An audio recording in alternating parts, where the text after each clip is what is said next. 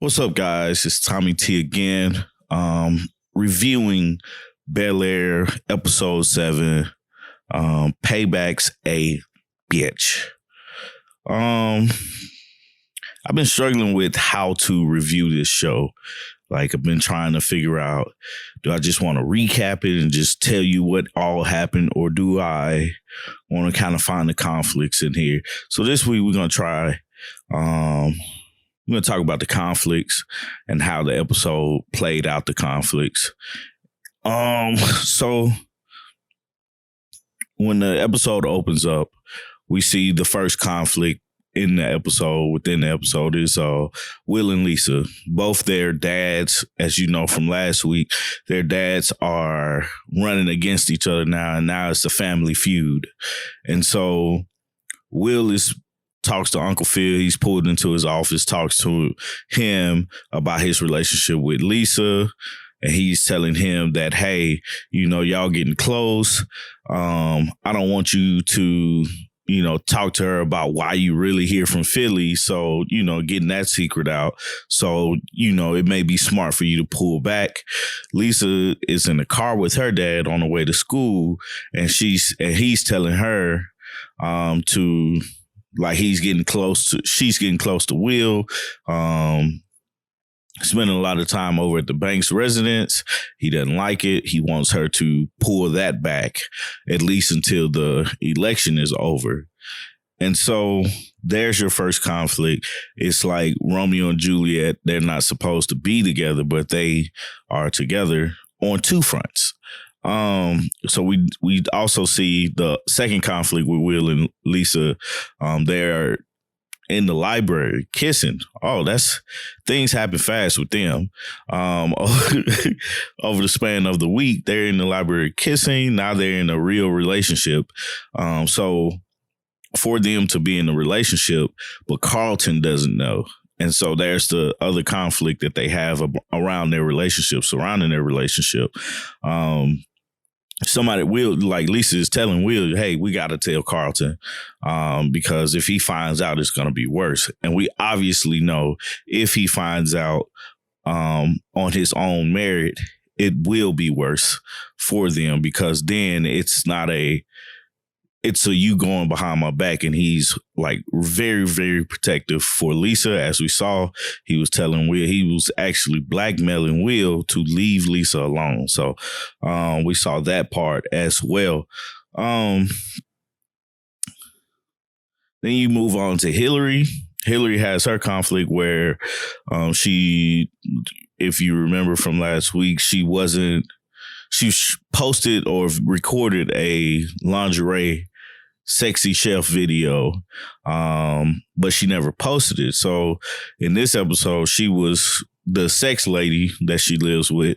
I don't remember the lady's name, but she wrote a book about sex and sexuality. And so she told her that Kylo, the head guy at the house, had posted her video, and they took a bet that she wouldn't. So Hillary was like, I wasn't intending to post that video.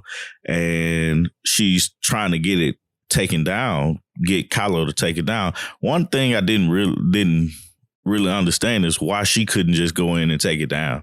Like, it seemed like she would just be able to go in, take it down, and move on to what she wanted to do. So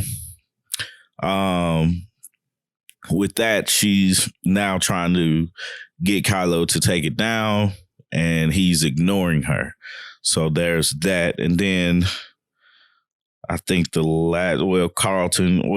Uncle Phil messed up with Aunt Viv, and we know that Aunt Viv is like getting her feet under her with the art. So they're starting off talking with each other about campaigning and add more of their money to Uncle Phil's campaign. And it was more so of a telling, not a discussion between Aunt Viv and Uncle Phil and his campaign manager. And Aunt Viv didn't like that. He basically was like, hey, I already did it. So I was just kind of like letting you know. Uncle Phil was just messing up that whole conversation. Like, if there was any way for him to come back from that, he completely messed it up by saying it was in my bank account, talking about the money that he used to fund his campaign. And Viv was like, hey, we're putting a lot of money, but they're losing a lot of donations because of the conflict he has with Lisa's dad. So Viv is like, hey, since you can make decisions on your own, I'm gonna make my decisions for me. And she decides to go to a art fair, I think is what it's called.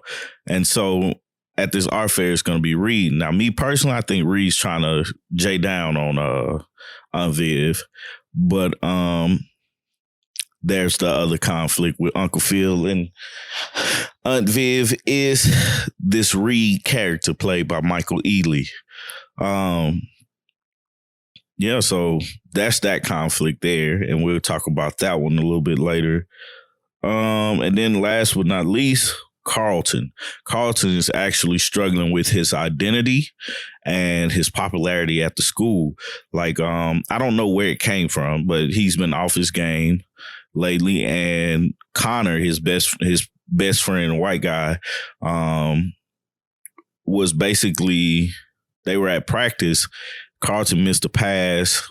He was like, hey, man, you messing up. You've been messing up. You're going to put us out of the playoffs if you play like that. Coach was like, yeah, you're right. So they switched him to the practice squad. The scrimmage squad is what they called it.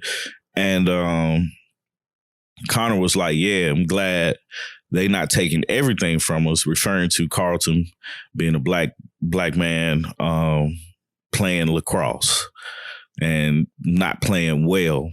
But from my understanding, Carlton was a beast on the lacrosse team. So anyway, I digress with that one. But Carlton had ended up going and breaking Connor's wrist because of, he was mad about what he was saying. And so the next scene is Carlton and Will walking, Carlton walking and Will catching up with him and talking to him. And Carlton's like, everybody's turning against me because they threw his stuff in the shower and everything like that. Carlton never had a real relationship with the black community at his school because, he was the token, quote unquote. And so there's the conflict there with Carlton. And you're starting to see, you also get to see the start of their relationship. You saw a little bit last week when Will was like, hey, I got you, when he was having this breakdown at the party. But this week, you really get to see them kind of flourish a little bit more, because I'm going to just go ahead and keep going. After they were in the hallway talking, Will was like, hey, I got something for you. I know what to cheer you up and everything like that. So they decided to throw a party. In this scene right here, you get to see Will and Carlton interacting on a positive note. Like, Will's trying to help Carlton feel better about how school is going, how his popularity is going. And then they're really interacting more like cousins at this point. Or like you would think family would interact with each other. One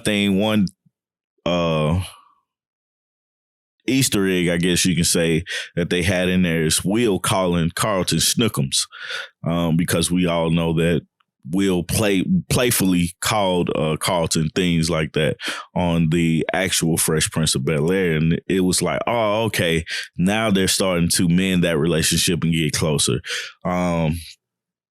Let's see what else happened to Carlton. The party had started. Carlton was still not feeling himself. And, he was like trying to get encouraged to go through the party and everything like that. But the issue that he was having was still he wasn't feeling the party. Like, he even, went as far as talking to a girl, and Aisha was her name. He talked to a black girl named Aisha. And when they sat down, she was like, oh, you're really cool. You're not like what everybody say you are. And he was like, what do they say about me?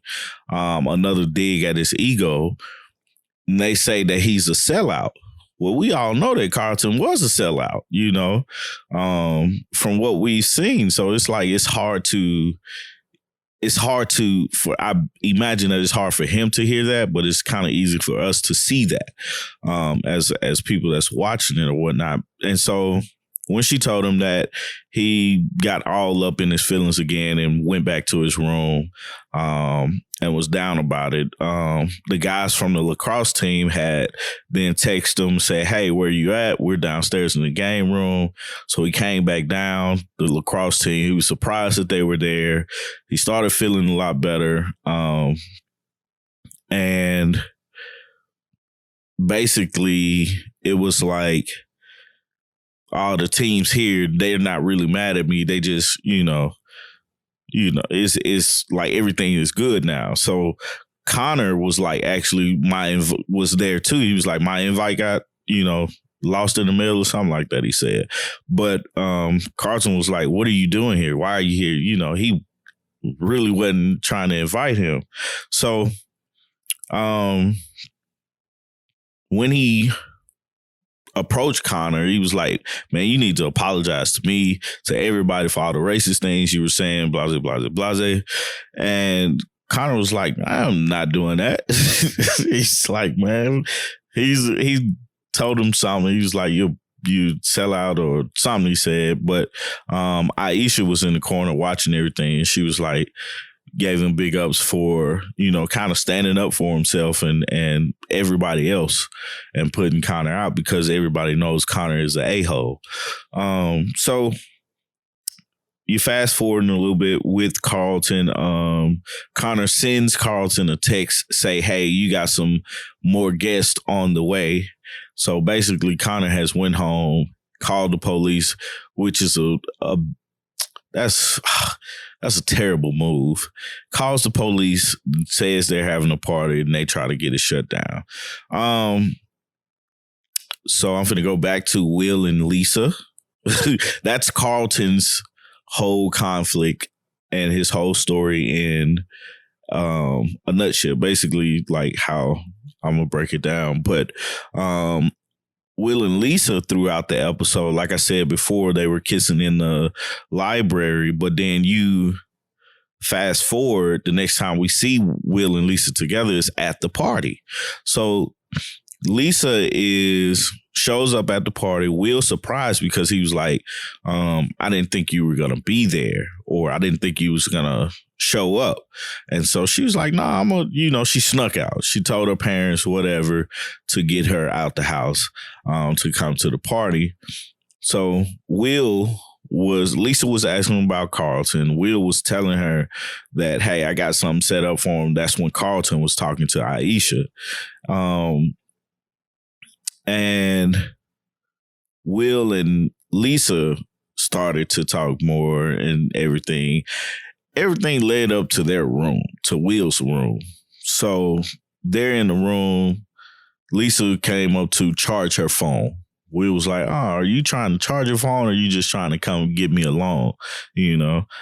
So she was like, both. So she started asking Will about why he came to Bel-Air.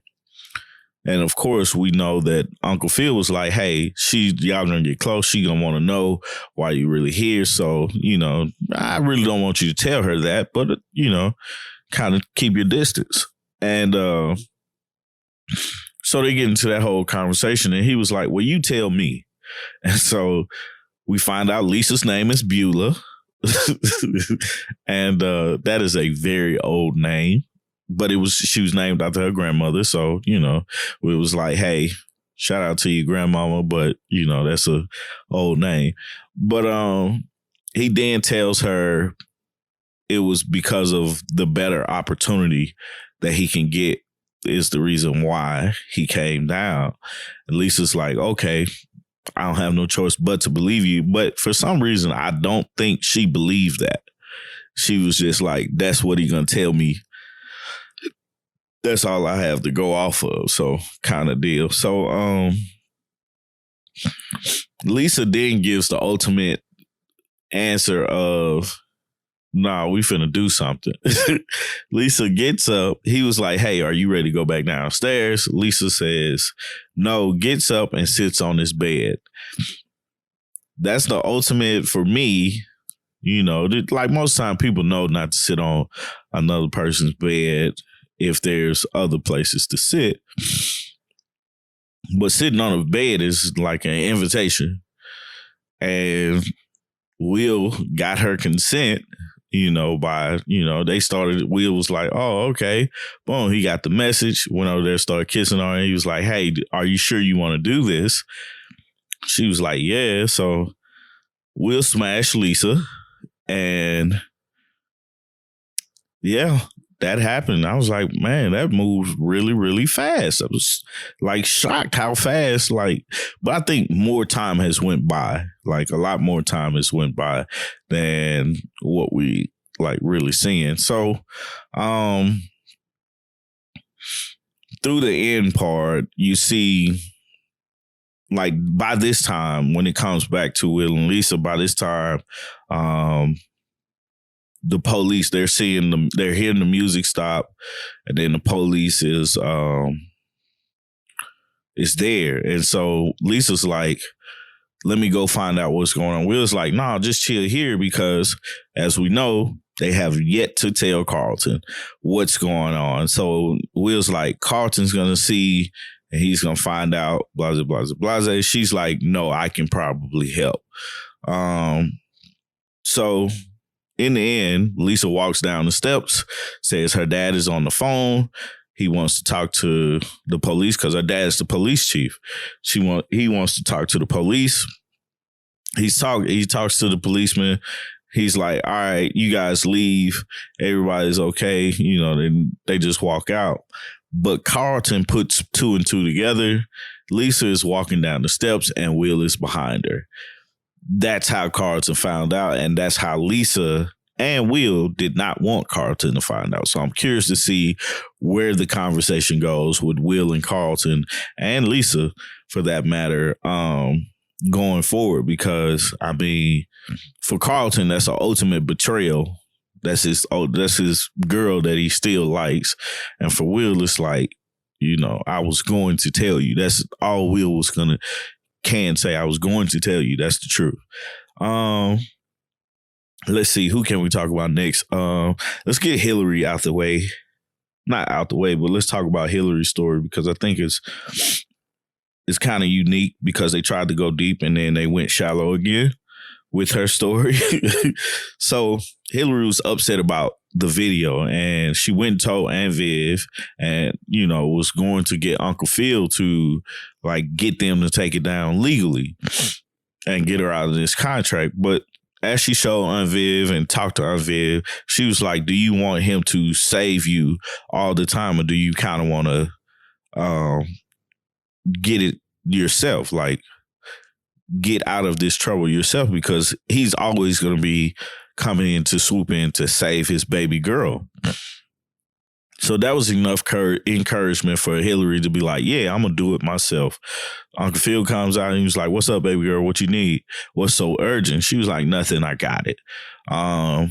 As you can see, Hillary and Aunt Viv isn't, they're not clashing like they were. She actually told her some good advice, and Hillary took it and ran with it. So the next time we see Hillary, we see her at the party. She's the chaperone for Will and Carlton's party. So she's making sure nobody goes upstairs, and nobody's trying to have sex in their house and stuff, because there's a bunch of teenage kids freely, and she's the chaperone for her. So she's being a responsible adult, which is completely different from the Hillary from the series. But hey, Jazz shows up. Now, I love the dynamic between Hillary and Jazz, because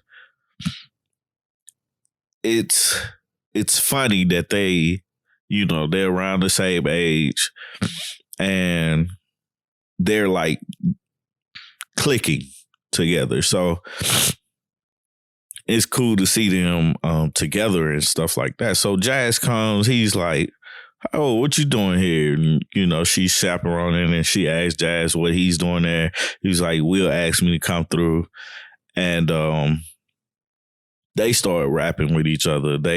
He was like, one of them was like, "You want a drink?" Jazz was like, "Yeah, let's do that." And then so they end up in Uncle Phil's office, and it was some kids in there. She was like, "Hey, y'all need to get out." Jazz was like, "Yeah, ain't no sex going on in here." So he's like, "Get on out." So they went in there and chilled out. And she started telling Jazz about basically they was about to kiss, or they did kiss, one of the two. They was making out, I think. And then her phone rung. And of course, Hillary's whole thing this episode was she trying to get this video down, but Kylo is like ignoring her. And so Kylo was the one that texted her. So Jazz was like, "Hey, let's go talk to him," because she had told him about the situation. By this point, he was like, "I'm always down," So they go to the party that, Kylo is having. And she confronts him. She's like, "Hey, take this video down. I didn't intend for you to put it up. I, just recorded it." Jazz stepping in. "Yeah, take this video down." Real Jazz moves. And so with that, they go further in, and somebody walks by and was like, "Hey, girl, I'm glad you put that video up. You kind of freeing like black women's sexuality," or something, she said. And Hillary was like, "Did you plan that?" Kylo was like, "Nah, didn't plan that." But then he told her about Victoria's Secret, wanting to talk with Hillary about possibly getting a sponsorship going. So that perks Hillary's ears. Jazz is still like, "Nah, man, you like, you wasn't intending for that to go up. Take it down, boom, boom, boom." She was like, "Jazz, go get us those drinks. I'm going to go talk to them." So her tune changes when he brings up Victoria's Secret, and Jazz just looking like, "Don't sell out on me." Because he's like, "You brought me here to get this video taken down. Now he dangles a little jewel in front of you. Now you're like, oh, okay, I want to see where this goes." So Jazz orders the drink. Hillary goes talk to Victoria's Secret. She comes back. The ice has melted, so we know she's been gone a little while. But she comes back and tells them, "Hey, they're going to offer me $15K a post." And it's like, Jazz is looking like you can't put a price tag on your dignity.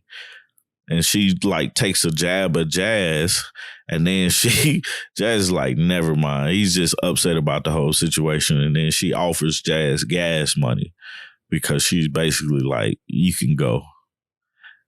And that sets us back to, it shows us the shallowness of Hillary, from the original. So that's a tie that they had into the original. But also it shows the value of what Hillary is actually putting the value on, when it comes to her career, her social media career and everything like that. It's more so of, I can make the money, $15K a post ain't bad. Only thing she got to do is, basically, I guess, post in their clothes in Victoria's Secret. The only bad thing about it is that's not what her intentions were when she started getting into social media. Her intentions were to show foods, or her foods, to the world, like bring people together through her foods. And so it's a tough decision to make when you think about it. It's like, I'm not making any money, or not making the money that I could, but I have this sponsorship. Like, I'm pretty sure she probably already buys their stuff. But if they're going to give her the stuff and pay her for, buying Victoria's Secret, or posting about Victoria's Secret a lot of money, because $15K a post, I would post at least 30. I would post something every day about it if I agreed to that sponsorship. But it's like, it's a hard decision to make because it's something that you didn't want, but I mean, it's something that's going to benefit you in the long run, actually. So it's like, what do you do?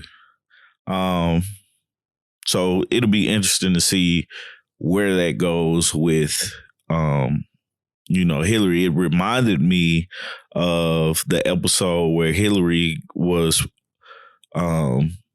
approached to do Playboy on the actual series, and Uncle Phil and Will was like, no, I don't want you to do Playboy, but she was, clothed in Playboy because she was the weather lady and stuff. But anyway, last conflict is Uncle Phil and Aunt Viv. Aunt Viv went to the, first off, Jeffrey is the 00 agent, I believe, from like England or somewhere. I think I don't know where he's from. This Jeffrey is from, but he got to be a 00 agent, man. He like collected information and got Reed's itinerary. That's how Uncle Phil found out that Reed was going to be at this art fair in San Diego where Aunt Viv is. So I also found out information that Reed likes to date some of the up and coming artists, and he already thinks Reed is trying to holler at his wife. So Aunt Viv is at the art fair and she links up with Reed. He says, hey, how's your suite? Because I'm assuming he set up her room. How's your suite? Hey, let's get a drink to kind of knock the nerves off. And, people are excited to talk to her. As her and Reed sits down, Uncle Phil shows up. Like, that was fast. It took her, he had to leave like an hour behind her or something. So Uncle Phil shows up and he's like, hey, I didn't miss anything. Boom, boom, boom. And everybody's shocked. We know why Uncle Phil is there, but Aunt Viv doesn't. So next scene, we see them together. He's talking. He's saying, hey, I got Hillary covering the boys' party. Jeffrey got Ashley, and they went somewhere with her friends. And so he was like, it's time for me and you to spend some time together and kind of rekindle our love. And then Reed shows up as they were talking, and he was like, by the way, I know what you're up to. I know that you like to date your, future upcoming artists. And, he asked about how his business is doing. And Reed was like, hey, I'm just here because her art moves me. That's some smooth talking, man. Like, for somebody to say your art moves me. I'm not an art guy, but if some art moves you, you definitely probably want to be around that artist. But I always thought Reed was trying to holler at Aunt Viv from day one whenever we saw him the first time. So I'm with Uncle Phil. I understand, I probably wouldn't have went through those great lengths, but I feel him. I feel what he's going through.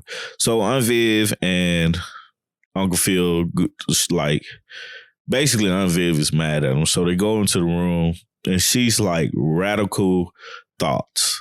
And I was like, that's dope. They say what they want to say. As radical as it may be, as upsetting as it may be, and they respect each other's thoughts on it. Aunt Viv is like, she likes the fact that Reed basically compliments her art. Let's see. I want to see if I wrote down what she actually said. No, I didn't. So, but Aunt Viv was just like, he compliments my art. He makes her feel good when he talks about her art, and she doesn't like him on a, I want to be with him level. She likes him because of how he makes her feel with her art, like, complimenting her art and everything like that. And she was like, her husband, Uncle Phil, doesn't even say anything about her art and stuff like that. So that makes sense. Uncle Phil has a radical thought that he thought he was doing the right thing when he, like 15 years ago, when she stopped doing art, that he was saying, hey, you're not going to have to work another day in your life. You basically going to be a kept woman if that's what you want. And at the time, when he said that, Aunt Viv was struggling as an artist. So she took that role. She stopped. And the thing that he missed was, Uncle Phil missed, was she was saying that he never should have allowed her to do that. He should have told her to continue, just hold on, it's going to get better, and to continue to work in her art. And I'm just like, man, that's hard to say because, one, he's not a mind reader. Two, yeah, you want them to continue on doing stuff, but most of the time a man wouldn't mind that his wife is just at home, taking care of the house and the kids. Or if that's what she wanted, like in his mind, that's what she wanted. So he was providing that, and he's doing the right thing by doing that. So, closed mouth don't get fed. Learned that a long time ago.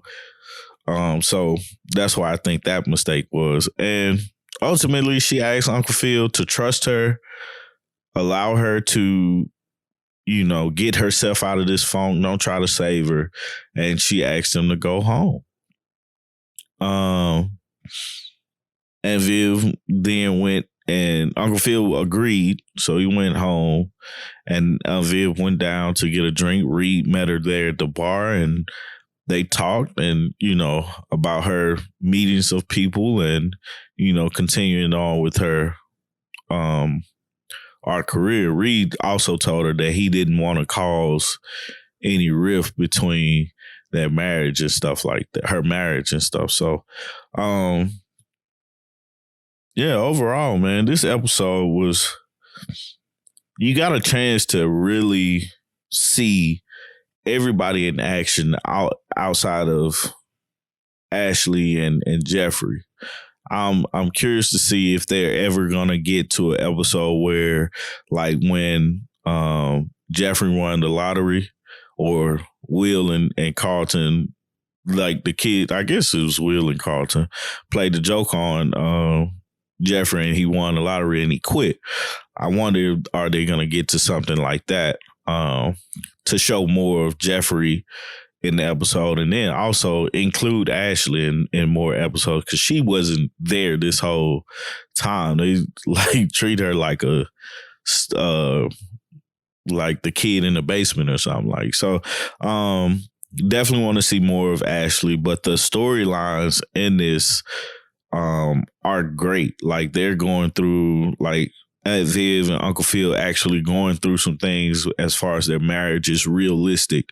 Like, everything is not perfect when you're married. And it is some times where jealousy may show its ugly head, or, the feeling of not being included may show its ugly head. Those feelings are real. So I can appreciate the conflict there that they have in that, and the resolutions, because honestly, man, that radical thought thing is actually pretty good as far as like a communication thing to get along with your spouse. The Will, Lisa, and Carlton triangle is actually a kind of like it's different, because we know in the original Lisa was Will's girl. But in this one, where Carlton actually was first dating Lisa, and Will comes in and woos her, and she likes Will a lot better. It's interesting to see that dynamic, because that's a real thing. Cousins are, basically not fighting, but like the same girl, and she likes one of them. And, so it's interesting to see. It's going to be interesting to see how they continue on and fix this relationship, just because Will and Carlton were on thin ice. They were healing and getting into a groove with each other, but then this was something that can break the ice with Lisa. So it's kind of want to see where that goes. And then also with Jazz, I want to see how Jazz bounces back and Hillary bounce back from this conflict that they had, because the ending of it, Hillary was just kind of like blowing Jazz off, and Jazz felt the way about it. So, which he should have. But overall, man, Bel-Air is a dope show.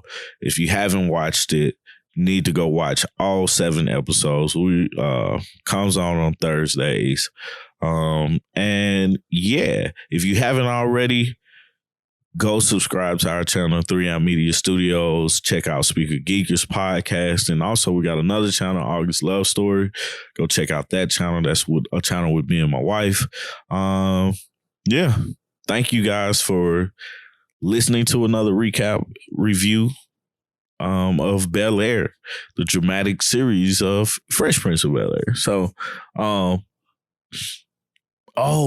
and also, I don't know if you guys saw it, but in Hillary's kitchen, it says the Fresh Prince or Prince of Bel-Air, or something like that. But it's a light behind her that says Prince of Bel-Air. So I was like, oh, look, okay, I see that. But anyway, thank you guys for watching, tuning in. Make sure you subscribe, like this video, share it, comment down below. Let us know what your thoughts were on this episode. Payback is a bitch. Episode 7 for Bel-Air. And I'm out. Peace.